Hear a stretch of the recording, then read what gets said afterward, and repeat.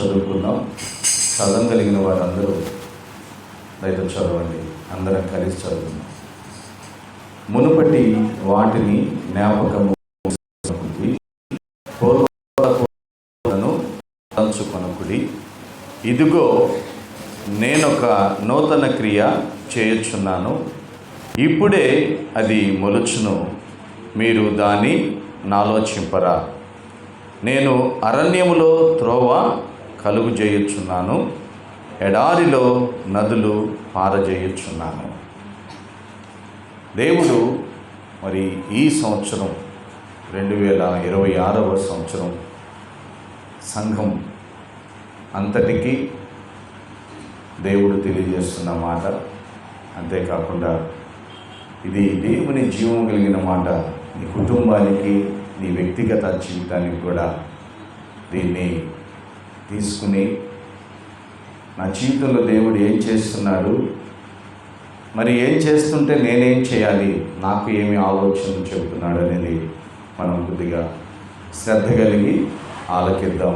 ఈ సంవత్సరం దేవుడిచ్చే గొప్ప ఐశ్వర్యాన్ని మనందరం పొందుకుందాం. మొట్టమొదటి మాట, మునుపటి వాటిని జ్ఞాపకము చేసుకున్నది.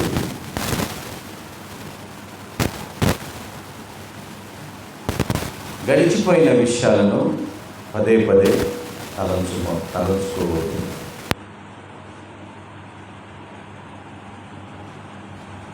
ఎందుకు అంటే వాటి వల్ల మన జీవితం ఇంకా వెనక్కి వెళ్ళిపోయే ప్రమాదం ఉంటుంది. కాలం ముందుకు నడుస్తుంది, కాలం వెనక్కి అయితే నడవట్లేదు. రాత్రి ఎంతో ఉత్సాహంగా 12 ఎప్పుడవుతుందని 12 అయ్యేవారికి అందరూ ప్రపంచం అంతా ఒక్కసారిగా ఆ టైం చూసి పెద్దగా కేకలు వేస్తూ నూతన సంవత్సర శుభాకాంక్షలను తెలియజేస్తూ, కొంతమంది అయితే బాణాసంచాలు పేలవటం, కొంతమంది ఆత్మీయంగా దగ్గర తీసుకుని కౌగిలించుకోవటం, ముద్దాడటం, చాలా సంతోషంగా మనం ఆ నూతన సంవత్సరాన్ని మన జీవితంలోకి ఆహ్వానించాం. హల్లెలూయా. అంటే కాలం ముందుకెళ్తుంది, ఆ కాలంతో పాటు నువ్వు నడుస్తున్నావు.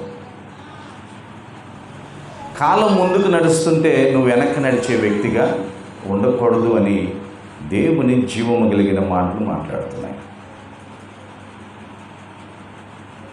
మునుపటి వాటిని జ్ఞాపకం చేసుకోమాక పూర్వకాలము జరిగిన సంగతులు, అంటే ఏదో అది చెడు, నీ జీవితానికి మచ్చ,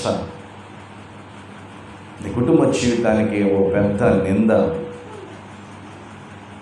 దాన్ని ఊరకే ధ్యానం చేయొద్దు. ఎందుకంటే అది ఎప్పుడు జరిగిందో ఇప్పుడు అక్కడ లేవు. ఇప్పుడు నువ్వు 2026లో ఉన్నావు. హల్లెలూయా. ఇప్పుడు దేవుడు నీ జీవితంలో ఈ 2026లో నూతన క్రియ ప్రారంభించాడు. నమ్మిన వారు చెప్పండి ఆమేన్. హల్లెలూయా. నా జీవితంలో దేవుడు నూతన క్రియను ప్రారంభించాడు. అది ఇప్పుడే మొలక ఎత్తింది. దాన్ని మనం ఆలోచించాలి. ఏంటి మన జీవితం, నా జీవితంలో మొలకెత్తింది ఏంటి? క్రీస్తు వెలుగు సంఘ జీవితంలో ప్రారంభమైంది. దాన్ని మనం ఆలోచించాలి. ఏంటి నా జీవితం, నా కుటుంబ జీవితం, నా వ్యక్తిగతమైన జీవితంలో ఏంటి ఆ నూతన క్రియ ప్రారంభమైంది? దాన్ని మనం ఆలోచించాలి. బైబిల్ చెబుతుంది, దాన్ని మీరు ఆలోచించరా, దాన్ని ఊరక వదిలిపెడతారా?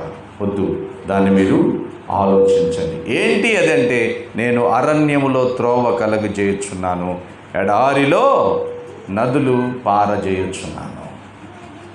ఏంటి ఆ నూతన క్రియ అంటే? ఎడారిలో అంటే నీరు రాదు, ఇంకా నీరు దొరకదు అనే ప్రదేశాల్లో దేవుడు నీరుని కలుగు చేయగలిగిన దేవుడు. ఆమేన్. హల్లెలూయా. అందరం ఒకసారి చెప్దాం హల్లెలూయా. అది ఎడారి మార్గం, దారే లేదు, కానీ అక్కడ దేవుడు దారిని చేయగలడు, మార్గాన్ని చేయగలడు. మరి ఇలాగ చేయాలి అంటే ఆ ఎడారిలో నీకు నీరు దొరకాలి అంటే, ఆ అరణ్యములో నీకు మార్గం దొరకాలి అంటే నువ్వేం చేయాలి? దేవుని వాక్యం సెలవిస్తుంది. 119వ కీర్తన 105వ వచనం. 119వ కీర్తన 105వ వచనం చదవాలి తొందరగా, చాలామంది గుర్తుండిపోవాలి ఇది.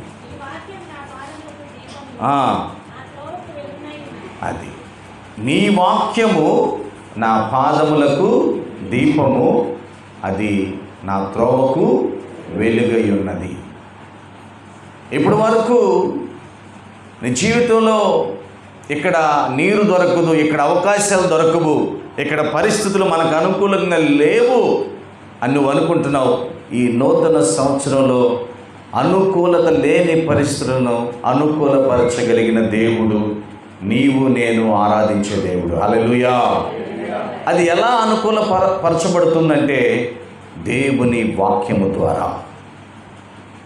ఆ వాక్యమును నీవు ఒక వెలుగుగా తీసుకుంటే, ఆ వాక్యాన్ని నీ జీవితంలో ఒక గొప్ప మార్గంగా తీసుకుంటే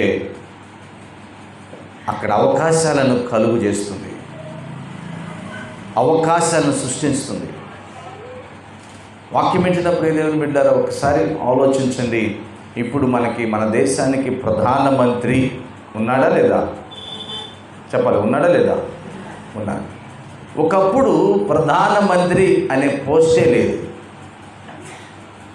ప్రధానమంత్రి అనే ఒక పోస్టుని బైబిల్లో మొట్టమొదటిగా యేసేపు జోసెఫ్ కోసమే దాన్ని చేశారు.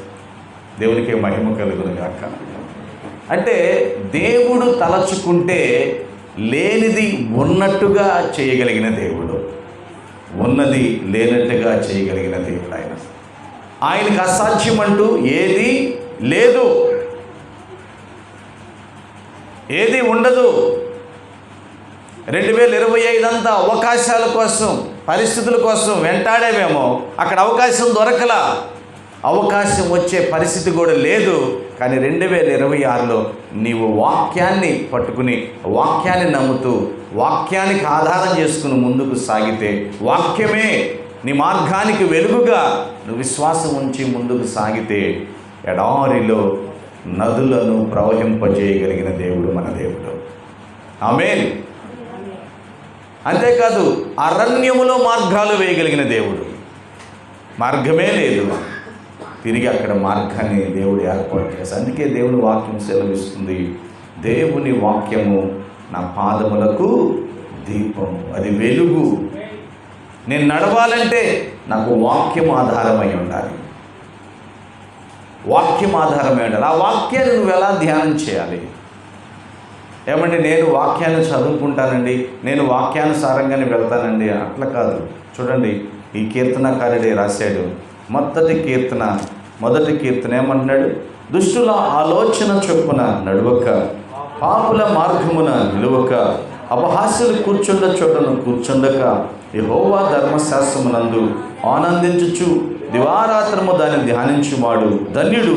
అతడు నీటి కాలువలో ఎవరైనా నాటబడింది, ఆకు వాడక తన కాలమందు ఫలమిచ్చు చెట్టు వలె నుండును. అతడు చేయనదంతయు సఫలమగును. దుష్టులు అలాగునుండక గాలి చెదరగొట్టు పొట్టువలే నుందురు. కాబట్టి న్యాయ విమర్శలో దుష్టులను, నీతిమంతుల సభలో పాపులను నిలువరు. నీతిమంతుల మార్గము యెహోవాకు తెలియను, దుష్టుల మార్గము నాశనమునకు నడుపును. అందరం దేవుని వాక్యాన్ని చదువుతున్నాం, కానీ ఆ వాక్యము నీకు ఆధారంగా చేసుకుని జీవించాలంటే ఇదిగో ఇలా ధ్యానం చేయాలి. వాక్యాన్ని ఏకాగ్రత కలిగి ధ్యానం చేయాలి. ఆ వాక్యం మనల్ని నడిపించాలి. ఆ వాక్యం మనకు ఆహారమై ఉండాలి. ఆ వాక్యం మనకి శక్తినివ్వాలి. 119వ కీర్తన 11వ వచనం అనుకుంటా, ఒకసారి చదవండి. 119వ కీర్తన.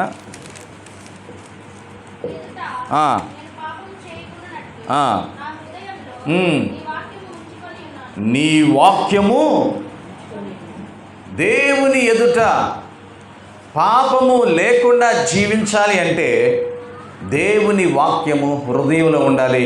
ఆ వాక్యము హృదయంలో ఉండాలంటే ఇదిగో కీర్తనకారుడు మొదటి కీర్తనలో ఎలాగైతే వ్రాస్తుందో ఆ విధంగా ఆ వాక్యాన్ని మననం చేయాలి, ధ్యానం చేయాలి. ఎప్పుడైతే ఆ వాక్యాన్ని ధ్యానం చేస్తావో అరణ్యములో మార్గాన్ని చూపించే దేవుడు నీకు. హల్లెలూయా. ఎడారిలో నీటి ప్రవాహమును తీసుకొచ్చే దేవుడు. ఆ వాక్యమే నీ పాదములకు దీపముగా చేసి నడిపించగలిగిన దేవుడు. ఆమేన్. అందరం చెప్తాం హల్లెలూయా, హల్లెలూయా. ఎందుకు మనకి ఈ గొప్ప భాగ్యాన్ని ఇస్తున్నాడు? ఈ సంవత్సరం ఎందుకు నీకు నూతనమైన మార్గాన్ని ఇస్తున్నాడు? నూతన క్రియను ఎందుకు నీ జీవితంలో ప్రారంభిస్తున్నాడంటే ఇక్కడే ఉంది. 43వ యెషయా గ్రంథము 43వ అధ్యాయము మొదటి 2 వచనాలు మనం చదువుకుంటే అక్కడ అర్థమవుతుంది. అయితే యాకోబు నిన్ను సృజించిన వాడు యెహోవా, ఇశ్రాయేలు నిన్ను నిర్మించిన వాడు ఇలాగ సెలవిచ్చుచున్నాడు, నేను నిన్ను విమోచించి ఉన్నాను, భయపడకము, పేరు పెట్టి నిన్ను పిలిచి ఉన్నాను, నీవు నా సొత్తు, నీవు జలములలో పడి దాటుచున్నప్పుడు నేను నీకు తోడయ్యుందును, నదులలో పడి వెళ్ళినప్పుడు అవి నీ మీద పొర్లి పారవు, నీవు అగ్ని మధ్య నడుచున్నప్పుడు కాలిపోవు, జ్వాలలు నిన్ను కాల్చవు. ఎవరు నీవు? నేను నిర్మించుకున్నాను. ఎవరు నీవు? నేను సృజించుకున్నాను. నీవు నా సొత్తు, నేను నిన్ను విమోచించి ఉన్నాను ఈ లోకము నుంచి. నీవు నా సొత్తు కాబట్టి నేను నీలో నూతన కార్యాన్ని ప్రారంభిస్తున్నాను. హల్లెలూయా. నీవు నా సొత్తు కాబట్టి ఈ 2026 నీ జీవితంలో నూతనమైన కార్యాన్ని ప్రారంభిస్తున్నాను. నేను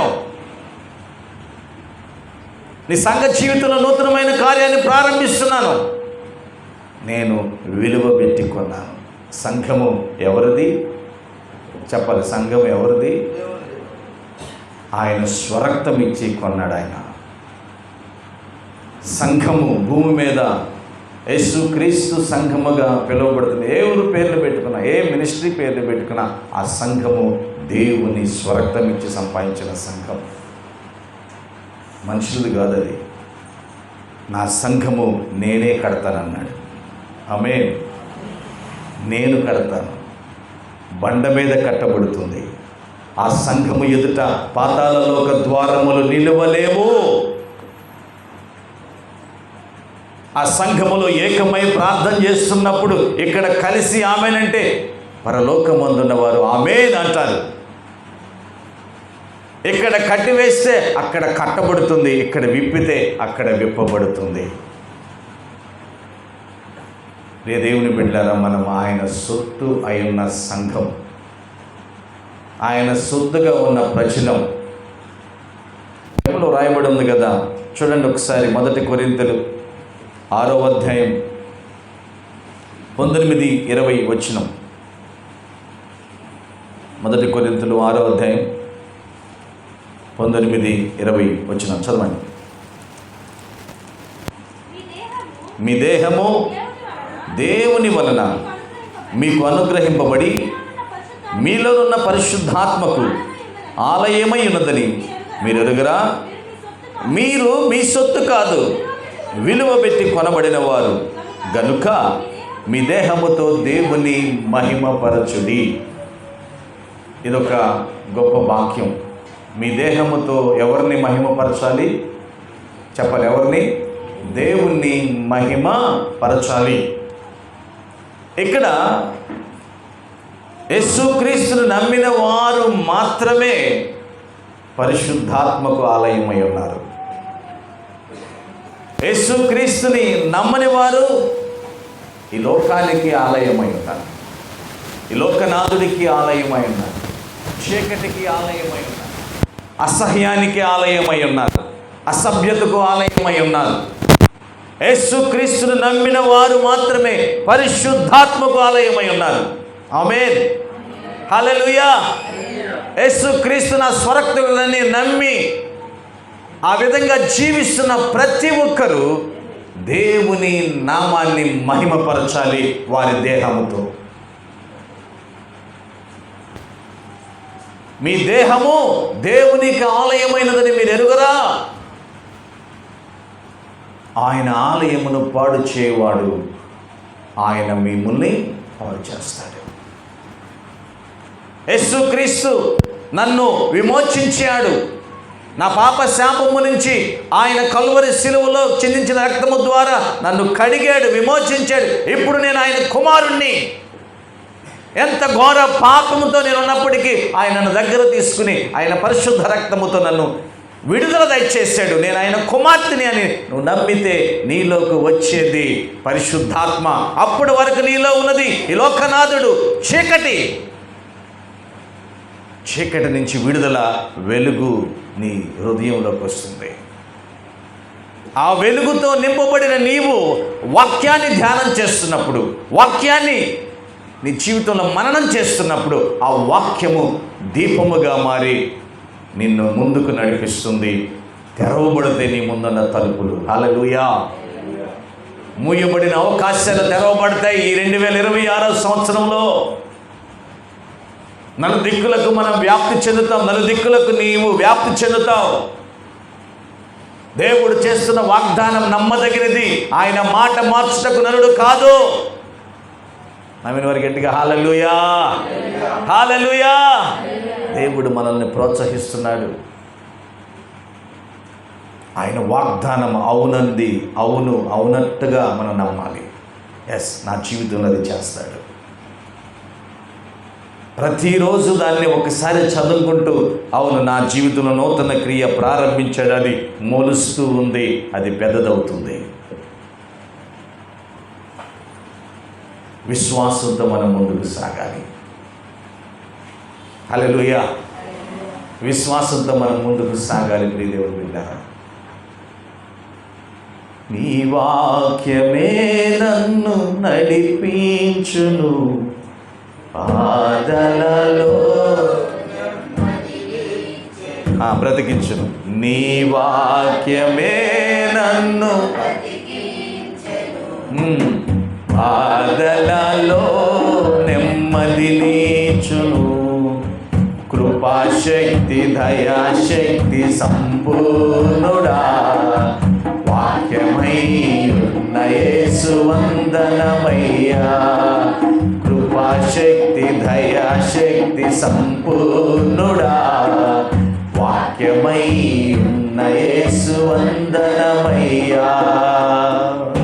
ఆ వాక్యం ఈ సంవత్సరం నీ కుటుంబ జీవితానికి ఆధారం అవ్వాలి. ఆమేన్, హల్లెలూయా. చెప్పండి ఒకసారి పక్క వాళ్ళకి, దేవుని వాక్యమే నీకు ఆధారం అవ్వాలి. చేయి చెప్పండి, దేవుని వాక్యమే నీకు ఆధారంగా మారాలి ఈ సంవత్సరం. దేవుని వాక్యమే నీకు ఆధారం. దేవుని వాక్యమే నీ జీవితాన్ని బ్రతికించాలి. నీ కుటుంబాన్ని చీకటి అగాధ ఊబి నుంచి ఆశ్చర్యమైన వెలుగులోకి తీసుకురావాలి. హల్లెలూయా. ఆ వాక్యము ద్వారా నువ్వు బ్రతకాలి. ఆ వాక్యం ఎలా ఉంటుందో తెలుసా? మనం చెవిలో గుండా వెళ్ళి మూలుగుల్లాగా తీసుకెళ్ళిపోయి విభజించినంత మటుకు దూరుతుందంట. చూడండి, హెబ్రీయులకు రాసిన పత్రిక 4వ అధ్యాయము 12వ వచనం ఎవరైనా చదువుతారా? హెబ్రీయులకు రాసిన పత్రిక 4వ అధ్యాయము 12వ వచనం త్వరగా. ఎందుకనగా దేవుని వాక్యము సజీవము గలదై, బలము గలదై, రెండంచులు గల ఎటువంటి ఖడ్గము కంటెను వాడిగా ఉండి ప్రాణాత్మలను, కీళ్లను, మూలుగులను విభజించునంత మట్టుకు దూరుచు హృదయం యొక్క తలంపులను, ఆలోచనలను శోధిస్తుందంట. ఎక్కడి దాకా వెళ్తుంది దేవుని వాక్యం? దేవుని వాక్యం అంత శక్తి కలిగినది. ఎప్పుడంటే కీర్తనాకారుడు మొదటి కీర్తన ఎలాగైతే రాశాడో ఆ విధంగా నువ్వు ధ్యానం చేస్తే. ఎలాగా? దుష్టుల ఆలోచన చొప్పున నడవక, పాపుల మార్గముల నిలువక, అపహాస్యులు కూర్చున్న చోట కూర్చుండక, యెహోవా ధర్మశాస్త్రమునందు సంతోషిస్తూ ఆనందిస్తూ గంతులు వేస్తూ దివారాత్రము దాన్ని ధ్యానిస్తూ ఒక 5 వచనాలు పొద్దున్నే చదివి ఈ 5 వచనాల్ని మనసులో మన్నన చేసుకుంటూ ఉండాలి. మనపాఠంగా ధ్యానిస్తూ ఉండాలి. అప్పుడు అది నిన్ను బ్రతికిస్తుంది. అప్పుడు అది అంచులు ఎక్కడ వరకు తీసుకెళ్ళాలి అంతవరకు నీ హృదయంలోకి వెళ్తుంది, నీ శరీరంలోకి వెళ్తుంది, నీ శరీరంలో బలహీనతను తొలగించి వేస్తుంది. ఇదిగో ఈ నూతన క్రియ నీ జీవితంలో ఈ సంవత్సరం యేసయ్య ప్రారంభిస్తున్నాడు. గట్టిగా చెప్పండి పెడతాం హల్లెలూయా. ఈ నూతన క్రియ నీ జీవితంలో యేసు క్రీస్తు వారు ప్రారంభిస్తున్నాడు. క్రీస్తు వెలుగు సంఘములో ప్రారంభిస్తున్నాడు. అరణ్యములో మార్గమును ఇంతవరకు వెళ్ళని ప్లేసులకు మనల్ని తీసుకెళ్తాడు దేవుడు. అవకాశాలు లేని చోట అవకాశాలను కలుగు చేస్తాడు మన దేవుడు. ఎప్పుడు అంటే ఆ వాక్యాన్ని మనం ధ్యానిస్తూ ఉన్నప్పుడు. ఆమేన్, హల్లెలూయా. అందుకే మీకు ఇవ్వబడిన క్యాలెండర్స్లో ప్రతి క్యాలెండర్లో 1 year ప్లాన్ ఉంది. ఒక సంవత్సరం అంతటిలో రోజుకు ఒక 30 నిమిషాలు చదివితే బైబిల్ పూర్తయిపోతుంది. మరి ఈరోజు ఎంతమంది ప్రారంభించారో? ఎవరు ప్రారంభించలేదా? ప్రారంభించాలి. ఆ వాక్యమే నీకు జీవ ఆధారం. ఆ వాక్యమే నీ బ్రతుకుకి ఆధారం. ఆ వాక్యమే నిన్ను పరలోకానికి తీసుకెళ్లే మార్గం. మరొక మార్గం లేదు. యేసే సత్యం, యేసే జీవం, యేసే మార్గం. ఆ యేసే శరీరధారిగా వాక్యముగా మన మధ్యలోకి వచ్చాడు. హల్లెలూయా. ఆ వాక్యమే మనకు ఆధారం. ప్రియులైన బిడ్డలారా, ఆ వాక్యాన్ని ధ్యానించండి దయచేసి ప్లీజ్. నేనే అడుగుతాను మిమ్మల్ని ప్రతిరోజు. ఎవరో ఒకరు అడగాలి కదా. నేనే అడుగుతాను. ఈరోజు ఏంటి కనీసం చదివిన వాళ్ళు ఎవరైనా ఉన్నారు ఇక్కడ? ఏంటి ఈరోజు ఏముందన్న చెప్పారా కనీసం క్యాలెండర్లో? మత్తయి సువార్త 1 నుంచి 4 అధ్యాయాలు చదవండి. ఇప్పుడు వెళ్ళిన తర్వాత చదవండి. అన్నం తినటం వల్ల పక్కన పెట్టండి, పర్లేదు.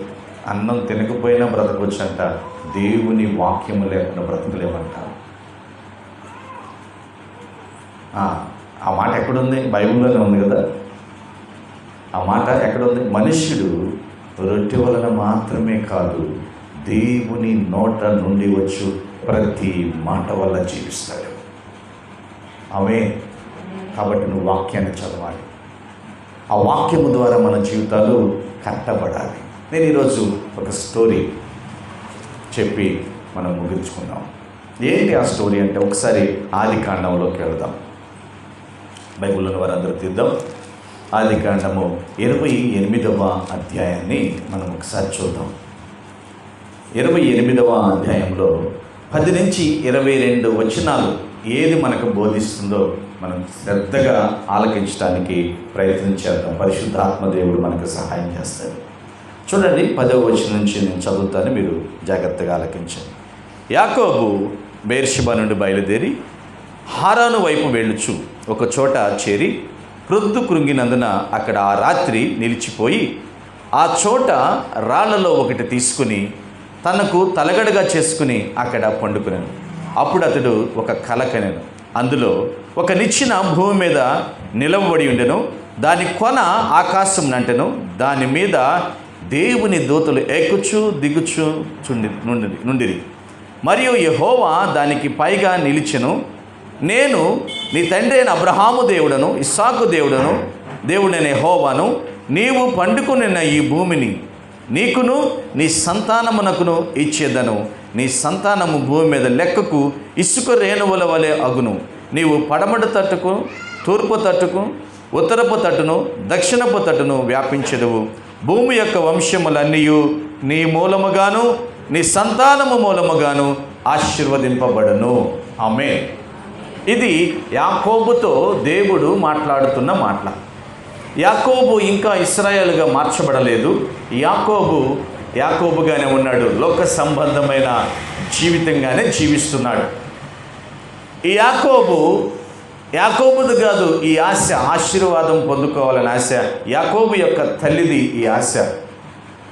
తండ్రి అయిన ఇస్సాకు పెద్ద కుమారుని ఆశీర్వదిద్దామని, అయ్యా నాకు ఇష్టమైన భోజ్యములు నువ్వు తీసుకురా అని చెప్తే ఆయన వేటాడటానికి వెళ్ళాడు. ఇంతలో తల్లి గమనించి తనే ఒక మేకపిల్లను వధించి చక్కటి కూర తయారు చేసి తండ్రికి యాకోబు చేత పంపించింది. యాకోబు భయంగానే వెళ్ళాడు,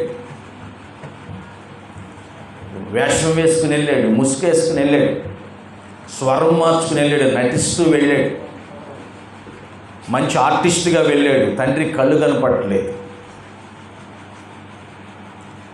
యాక్షన్ బాగా చేశాడు యాకోబు చేసిన యాక్షన్కి అప్పుడు మరి ఆస్కర్ ఉంటే ఇచ్చేవాళ్ళు, కానీ ఇస్సాకు అయితే దీవుల్ని ఇచ్చేసాడు. హల్లెలూయా. వెంటనే ఈ సంగతి అన్నయ్యకి తెలిసింది. అన్నయ్య తమ్ముడిని చంపాలనుకుంటున్నాడు. ఇక వీళ్ళు ఎదురెదురు పడితే కొట్టుకు చచ్చిపోతారు. ఇద్దరిలో నేను ఈరోజు ఒకరిని కోల్పోయే ప్రమాదం ఉందని తల్లి పిలిచి, మా అన్నదమ్ముడు హారాన్లో ఉంటున్నాడు, మా అన్నదమ్ముడి దగ్గరికి వెళ్ళి అన్నయ్య కోపం తగ్గేంత వరకు నువ్వు అక్కడే ఉండు, కోపం తగ్గిన తర్వాత రా అని కొడుకుని పంపించేసింది. ఈ కొడుకును పంపించే తరుణంలో తను బెర్షెబా నుండి హారాను వైపు వెళుతూ ఉన్నాడు.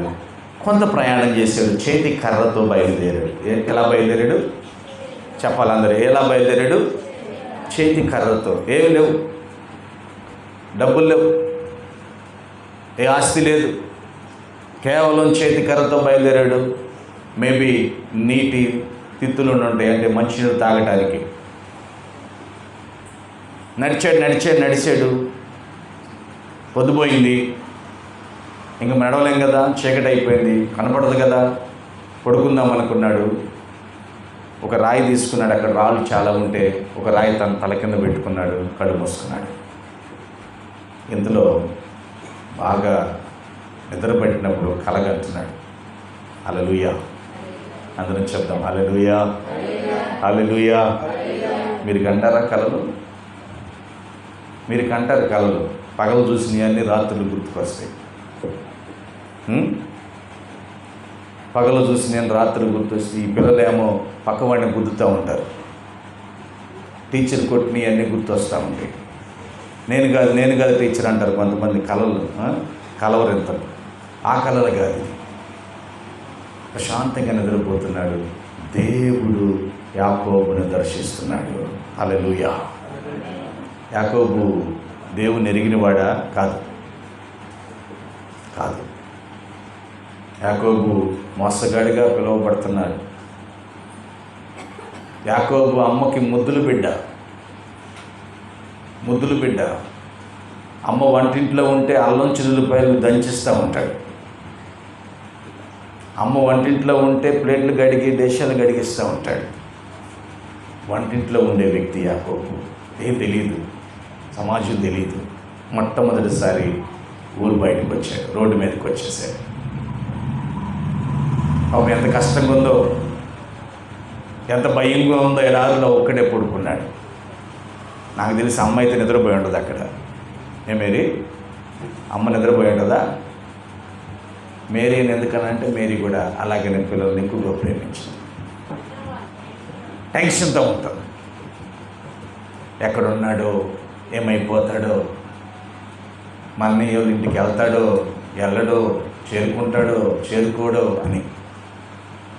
మరి అమ్మ ఎలా ఉందో, నాన్న ఎలా ఉన్నాడో, అన్నయ్య ఏం చేస్తున్నాడని ఇవన్నీ ఆలోచించలే యాకోబు. ప్రశాంతంగా పనుకున్నాడు. దేవునికి మహిమ కలుగును గాక. తండ్రులు బిడ్డల కోసం ఎక్కువగా చింతపడి మీ నిద్ర పాడు చేసుకోబాకండి. మనల్ని దాటిన తర్వాత కొద్దిగా కూడా మనల్ని నాన్న గుర్తుపెట్టుకోరు, వాళ్ళు ప్రశాంతంగా ఉంటారు. ఆమె కీర్తన కరెక్ట్ కదా? ఇప్పుడు కరెక్ట్ కాదంటారు, రేపు కరెక్ట్ అని వాళ్ళే అంటారు. రతన్ కుమార్ కరెక్టా కదా? 100కి 100 పాళ్ళు కరెక్ట్. అది దేవుడు చేసిన కార్యం, మనుషులు చేసేది కాదు. హల్లెలూయా. ప్రశాంతంగా నిద్రపోతున్నాడు, కలగన్నాడు. ఆ కలలో అది గొప్ప దర్శనం. పరలోకము మానవుడు ఎలా వెళ్తాడో చూపించిన గొప్ప దర్శనం అది. అది సాధారణమైన కల కాదు. ప్రపంచాన్ని, భూమి మీద ఉన్న మానవాళి దేవుని సన్నిధికి ఎలా చేరుతారో చూపించిన దర్శనం అది. ఒక నిచ్చెన ఉంది, ఆ నిచ్చెన భూమి మీద నిలబడి ఉంది. ఆ చివర ఆకాశానికంటి ఉంది. ఆ చివర దేవుడైన యెహోవా నిలబడి ఉన్నాడు. దేవదూతలు మాత్రమే ఎక్కి దిగుతున్నాయి, మనుషులు కాదు. ఎవరు ఎక్కి దిగుతున్నారు అన్నా? ఇప్పుడైతే యేసుక్రీస్తు కృపను బట్టి నువ్వు నేను అందరం ఎక్కుతాం. గెటు చెప్పలు కొడతాం. హల్లెలూయా. యేసుక్రీస్తే నిచ్చెనగా మారాడు, మార్గంగా మారాడు మనకి. అప్పుడు దేవదూతలు మాత్రమే ఆ నిచ్చెన ఎక్కుతున్నాయి, మనుషులు లేరు. ఈ దృశ్యాన్ని యాకోబు చూస్తున్నాడు. ఈ దృశ్యం చూస్తున్నప్పుడు దేవుడైన యెహోవా అంటున్నాడు, నేనెవరినో తెలుసా? నన్ను చూస్తున్నావు కదా, అబ్రహాము దేవుడను, ఇస్సాకు దేవుడను. ఇదిగో నీవు పండుకొని ఉన్న ఈ భూమిని నీకు, నీ సంతానానికి ఇస్తా. ఆమేన్. ఇది నీది, నీ స్వాస్థ్యం ఇది. నీకు చెందిన వారు నలుదిక్కుల, తూర్పు, పరమడ, ఉత్తరం, దక్షిణం వ్యాప్తి చెందుతారు. నేను అలాగా ఆశీర్వదిస్తాను. భయపడద్దు, నేను ఆ రీతిగా ఆశీర్వదిస్తాను. ఆమేన్. హల్లెలూయా. నాకు వాక్యం తెలియదు, వాక్యం ధ్యానించలేకపోతే అనుకుంటున్నావా? ఒక్కొక్కసారి నీకు ఏమీ తెలియకపోయినా దేవుడు నిన్ను ప్రేమిస్తూ నిన్ను దర్శిస్తూ ఉంటాడు. ఆమేన్. ఏమేమో అంత గొప్ప దేవుడు ఆయన. దేవుడు ఒక్కొక్కసారి దేవుణ్ణి వ్యతిరేకించుకునే వాళ్ళని ఎక్కువగా దర్శిస్తూ ఉంటాడు, ప్రేమించని వారిని ఎక్కువగా దర్శిస్తూ ఉంటాడు. ఎందుకంటే ఆయన ప్రేమ వాళ్ళకి తెలియాలి కదా, ఆయన గొప్పతనం వాళ్ళకి తెలియాలి కదా. హల్లెలూయా. అలాగ దర్శించే దేవుడు మనము ఆరాధిస్తున్న యేసుక్రీస్తు వారు. హల్లెలూయా. మాట్లాడుతున్నాడు చూడండి, ఏమంటున్నాడు? ఈ భూమిని నీకును నీ సంతానమ్మకి ఇచ్చేదను. నీ సంతానం భూమి మీద లెక్కకు ఇసుక రేణువుల వలెగును. నీవు పడమటి తట్టుకు, తూర్పు తట్టుకు, దక్షిణపు తట్టుకు వ్యాపించుదువు. భూమి యొక్క వంశములన్నీ నీ మూలముగానే. ఎవరి మూలంగా చెప్పాలి? అబ్రహాము, ఇస్సాకు, యాకోబు మూలముగా, యాకోబులో నుంచి వచ్చిన నా యేసయ్య మూలముగానే దీవించబడతాయి. గిట్టు చెప్పలు కొడదాం. హల్లెలూయా. ఎవరి ద్వారా దీవెన లేదు,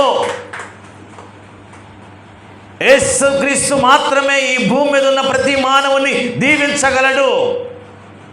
ఎవరి వలన దీవెన కలగదు, ఎవరి వలన విమోచన కలగదు. అది ఆయన చెబుతున్న మాట. ఆ తర్వాత ఏమన్నాడు? ఇదిగో నేను నీకు తోడయ్యుండి నీవు వెళ్ళి ప్రతి స్థలములో నిన్ను కాపాడుచు ఈ దేశమునకు నిన్ను మరలా రప్పించదను. నేను నీతో చెప్పినది నెరవేర్చు వరకు నేను నిన్ను విడువను. ఆమేన్. ఇది ఈరోజు దేవుడు నీతో మాట్లాడుతున్నాడు, నాతో సంఘంతో మాట్లాడుతున్నాడు. సంఘము గురించి దేవుడు ఏదైతే ఉద్దేశించి ఉన్నాడో అది జరిగేంత వరకు ఆయన సంఘాన్ని విడిచిపెట్టడు. హల్లెలూయా. తోడు ఉంటాడు. ఒక్కొక్కసారి లేడు అనుకుంటాం. ఏమైపోయింది ఈ గొప్ప ఉద్యమం? ఒకప్పుడున్న ఆ ప్రజలు ఏమైపోయారు? ఒకప్పుడున్న పాటలు, ఒకప్పుడున్న ఆ గొప్ప దర్శనాలు ఏమైపోయినాయని మీలో కొద్దిగా కలవరం ఉండొచ్చు, కానీ దేవుడు ఏమైపోలే, మనతోనే ఉన్నాడు. నవ్విన వారికి గట్టిగా సపోర్ట్ కూడా దేవుని మహింపడతాం. హల్లెలూయా. దేవుడు మనతోనే ఉన్నాడు, నాతోనే ఉన్నాడు, నీతోనే ఉన్నాడు, సంఘముతోనే ఉన్నాడు. ఎందుకున్నాడు తెలుసా? సంఘాన్ని గురించి ఆయన ఉద్దేశించినది నెరవేర్చే వరకు ఆయన విడిచిపెట్టేదే దేవుడు కాదు. నీతోనే ఉన్నాడు, వ్యక్తిగతంగా నీతో మాట్లాడుతున్నాడు. ఆయన నీతో ఉన్నాడు. నీ గురించి ఒక మంచి ఉద్దేశాన్ని ఉద్దేశించాడు. ఆమేన్. హల్లెలూయా. వందనం గారు చాలా కాలం అయిపోయింది మరి ఆ జంట వచ్చి ప్రార్థనకి. ఈ మధ్యలో ఎప్పుడో ఒకప్పుడు రవి ఫ్రేమ్ కట్టించి ఫోటో గోడక పెట్టాల్సి వచ్చేది. అవకాశం దేవుడి రవికి ఇవ్వట్లా.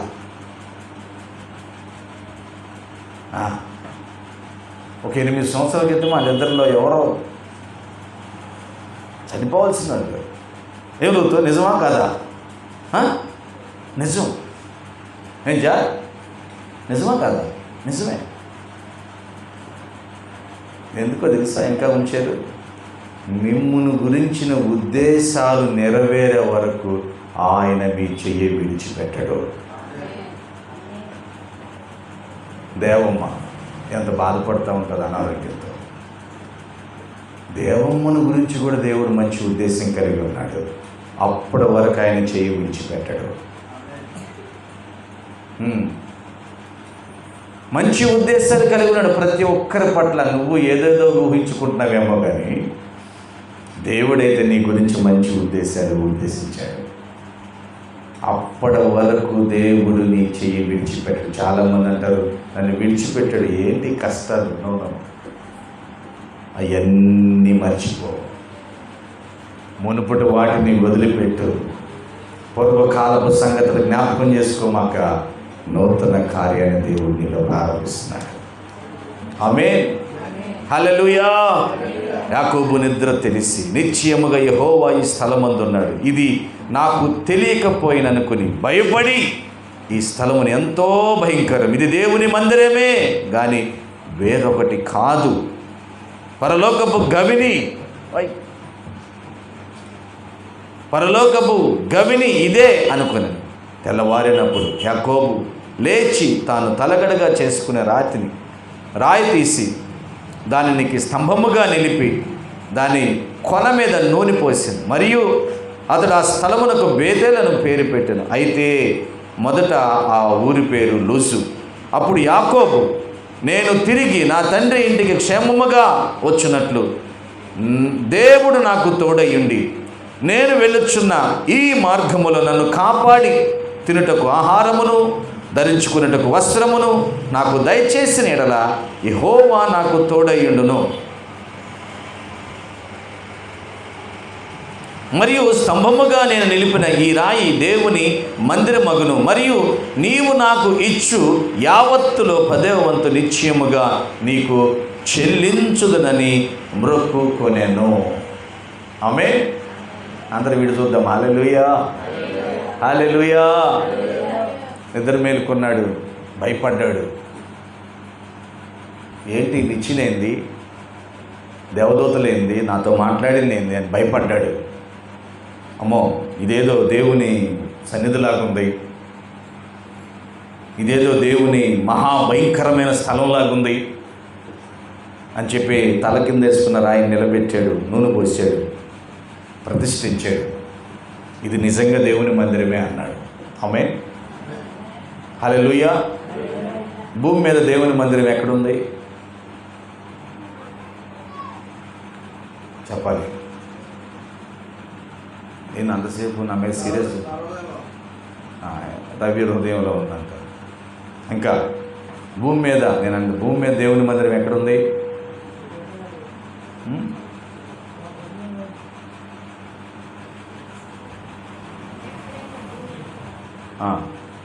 ఎక్కడుంటే అక్కడ ఉంది, ఎక్కడ 2-3 ఉంటే అక్కడ ఉంది.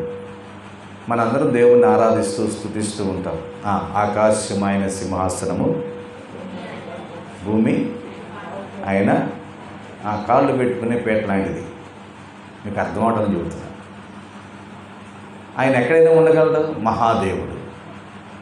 నేను కంటే ఇచ్చిన రేకుల షెడ్లో ఉంటాడా, లేకపోతే మంచి శిల్పాలు చెక్కిన ఉన్నతమైన కోట్లతో సుందరంగా నిర్మించే మందిరాల్లో ఉంటాడా? భూమి అంతా ఉంటాడు ఆయన.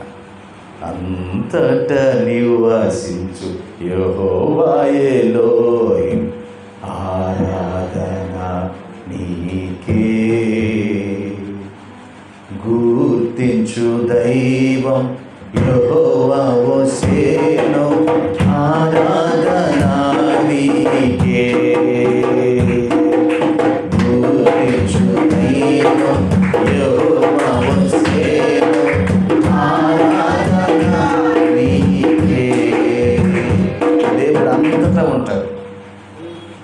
అదొక భాగం అయితే, దేవుడు నీవే ఆయనకి ఆలయంలో ఉన్నావు. ఆమేన్. అందరూ చెబుతాం, నేనే ఆయనకి ఆలయంలో ఉన్నా. కానీ ఇప్పుడు ఇంకా యేసుక్రీస్తు వారు రాలేదు. యేసుక్రీస్తు వారు మానవుని హృదయంలోకి రాలేదు. యేసుక్రీస్తు వారు ఆ పాపాన్ని పరిహరించలేదు. కానీ ఇప్పుడు ఆయన భూమి అందంతటా ఆయన ఆలయంతో నిండి ఉంది, ఆయన మహిమతో నిండి ఉంది. కాబట్టి ఆయన ఏమంటాడంటే, యాకోబు ఇక్కడ ఏమన్నాడంటే, ఇది భయంకరమని ఆయన ఒక నిర్ణయం తీసుకున్నాడండి. అది ఈరోజు మనం తెలుసుకుని ముగించుకున్నాం. అప్పుడు యాకోబు, నేను తిరిగి నా తండ్రి ఇంటికి క్షేమముగా వచ్చినట్లు దేవుడు నాకు తోడయ్యిండి, నేను వెళ్ళుచున్న ఈ మార్గములో నన్ను కాపాడి తినుటకు ఆహారము, ధరించుకొనుటకు వస్త్రములను నాకు దయచేసిన ఎడల యెహోవా నాకు దేవుడై ఉంటాడు. ఇప్పుడు యాకోబు ఇస్సాకు దగ్గర నుంచి లాబాను దగ్గరికి వెళ్తున్నాడు. లాబాను దగ్గర ఏదో పని చేసుకుని బ్రతికి తిరిగి మళ్ళా రావాలనుకుంటున్నాడు. హల్లెలూయా. అర్థమైన వరకు చెప్పండి హల్లెలూయా. నేను ఎక్కడి నుంచి వచ్చాను, నేను మళ్ళీ అక్కడికే వెళ్ళాలి. నేను ఎక్కడి నుంచి వచ్చాను, నేను మళ్ళీ అక్కడికే వెళ్ళాలి. ఎక్కడి నుంచి వచ్చాం మనందరం?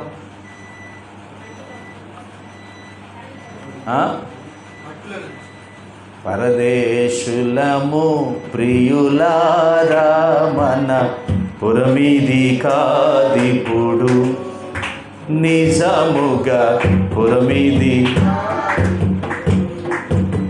Very good. మనం పరము నుంచి, దేవుని స్థలము నుంచి వచ్చిన వారం తిరిగి మనం ఎక్కడికి వెళ్ళాలి? అక్కడికి వెళ్ళాలి. ఎక్కడికి వెళ్ళాలి చెప్పాలి? ఎక్కడికి వెళ్ళాలి? అక్కడికే వెళ్ళాలి. దేవుడిచ్చిన ఆత్మ మళ్ళీ దేవుని సన్నిధికి చేరాల్సింది. కానీ నిర్ణయించుకోవాల్సింది నువ్వు ఎక్కడ చేరాలి. ఈ తరుణంలో యాకోబు ఏం కోరుకుంటున్నాడంటే, అయ్యా నేను పలానా చోటకి వెళ్తున్నాను, అక్కడ నాకు పని బాగా దొరికి, అరుణమ్మ జాగ్రత్తగా, నాకు పని బాగా దొరికి తినడానికి అన్నం, ఉండటానికి నీడ, కట్టుకోవడానికి బట్టలు, ఇవన్నీ నువ్వు నాకు ఇచ్చావనుకో, నువ్వే దేవుడు అయ్యా.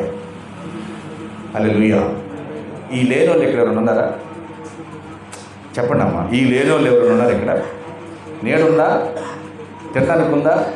బట్టలు ఉన్నాయా? మరి మీ దేవుడు ఎవరు? ఇది ఒకటి పరిశ్రమ చేసుకోవాలి ఫస్ట్. రెండు మరియు స్తంభముగా నేను నిలిపిన ఈ రాయి దేవుని మందిరమగును, మరియు నీవు నాకు ఇచ్చు యావత్తులో 10వ వంతు నిశ్చయముగా నీకు చెల్లించుతునని మ్రొక్కుకొనెను. మరి ఆయన దేవుడయ్యండి నిజంగా, అమ్మ నేను అందరూ ప్రేమతో చెబుతున్నాను, నిజంగా నీకు తినటానికుండి, ఉండటానికుండి, ధరించుకోవడానికి అన్నీ నీవు ఆరాధిస్తున్న దేవుడే నీకు ఇస్తున్నట్లయితే, మరి దేవునికి ఏమి ఇవ్వగలుగుతున్నావు? నువ్వు ఏమిస్తున్నావు? యాకోబు మొక్కున్నాడు, యాకోబు విశ్వాసం చెబుతున్నాడు, నేను 10వ భాగాన్ని నేను ఇచ్చేస్తాను. 2 ఈ స్థలంలో మందిరాన్ని కూడా కడతా. మొదటిగా నేను ఒక తీర్మానం చేసుకుంటున్నా, నువ్వు నాకు ఇస్తే మొత్తం అంత నీదే, ఇంకా నేను ఆ 10వ వంతున ఒక భాగాన్ని తీసి నీకే అప్పచెప్తాను. ప్రియ దేవుని బిడ్డలారా, ఈరోజు దేవుడు నీతో మాట్లాడుతున్న మాట. ఏమి ఇవ్వగలం దేవుడికి మనం? అరుణమ్మా, దేవుడికి ఏమి ఇవ్వగలం చెప్పు? దేవుడి ఈ భూమి మీద ఉన్నాయని ఎవరి చెప్పాలి? ఎవరి? హగ్గాయి గ్రంథం ఒకసారి తీయండి. హగ్గాయి 2వ అధ్యాయం ఒకసారి చూడండి. హగ్గాయి 2, హగ్గాయి తీసారా? 2వ అధ్యాయము 7 నుంచి ఒక్కసారి చదువుదామా? 7వ వచనం నుంచి ఒక్కసారి చదువుదామా? నేను అన్యజనులందరికీ కలిగింపగా అన్యజనులందరి యొక్క ఇష్ట వస్తువులు తేబడును, నేను ఈ మందిరమును మహిమతో నింపుదును, ఇదే సైన్యములకు అధిపతి యెహోవా వాక్కు. వెండి నాది, బంగారు నాది, ఇదే సైన్యములకు అధిపతి యెహోవా వాక్కు. ఈ కడవరి మందిరము యొక్క మహిమను మునుపటి మందిరము యొక్క మహిమను మించున్నది సైన్యములకు అధిపతి యెహోవా సెలవిచ్చుచున్నాడు. ఈ స్థలమందు నేను సమాధానము నిలుప ననుగ్రహించెదను. ఇదే సైన్యములకు అధిపతియగు యెహోవా వాక్కు. దేవుడు క్లారిటీగా చెబుతున్నాడు మనకి. వెండి ఎవరిదంట చెప్పాలి. వెండి ఎవరిది? ఏంది మా ఇంట్లో వెండి దేవుడిది ఎందుకు అయింది అనుకుంటున్నారు కదా మీరు? ఎంత అనుకుంటున్నా తులం కష్టపడి కొన్నా, వారం వారం దాచిపెట్టి. బంగారం ఎవరిదంట చెప్పాలి. మీ మీ మీ మెళ్ళ ఉన్న బంగారం ఎవరిది? కష్టంగా ఉందా? అమ్మో ఏమైందో, అమ్మో ఏమైపోయిందో కదా. ఈ భూమి ఎవరిదండి? దేవుడిది. మనకిచ్చాడు ఉండమని. ఈ భూమి మీద కట్టుకోవడానికి బట్ట, తినడానికి తిండి, ఉండటానికి నీడ ఎవరు కలుగు చేస్తున్నారు చెప్పాలి? ఎవరు? దేవుడు కలుగు చేస్తున్నారు. మరి ఆ దేవునికి నువ్వు ఏమవ్వాలి? యాకోబు అయితే ఒక నిర్ణయం తీసుకున్నాడు. మరి ఇది ఈ నూతన సంవత్సరం నీ నిర్ణయం ఏంటి?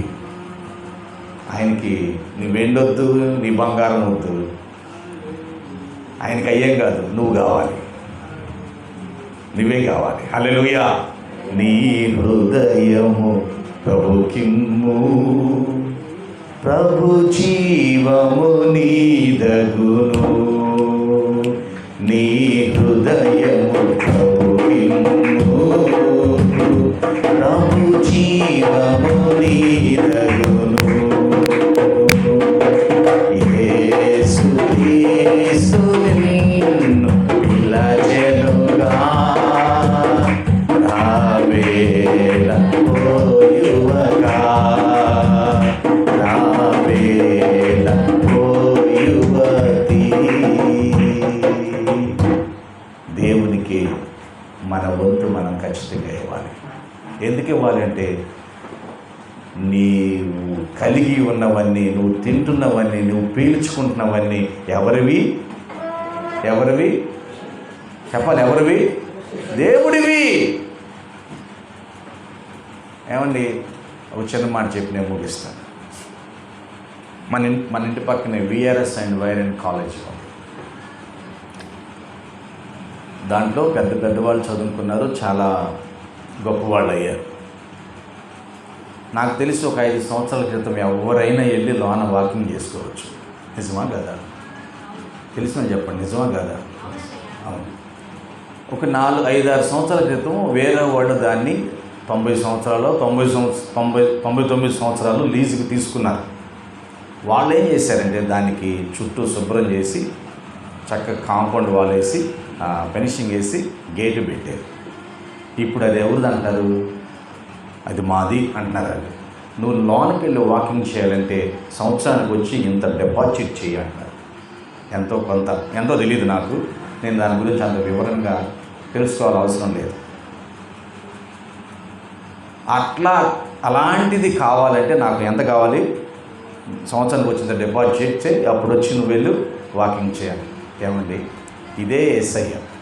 నేను ఇదే మాట అడిగితే నువ్వు అసలు భూమి మీద బ్రతకగలవా? నేను రత్న బాబు బ్రతకగలం మనం?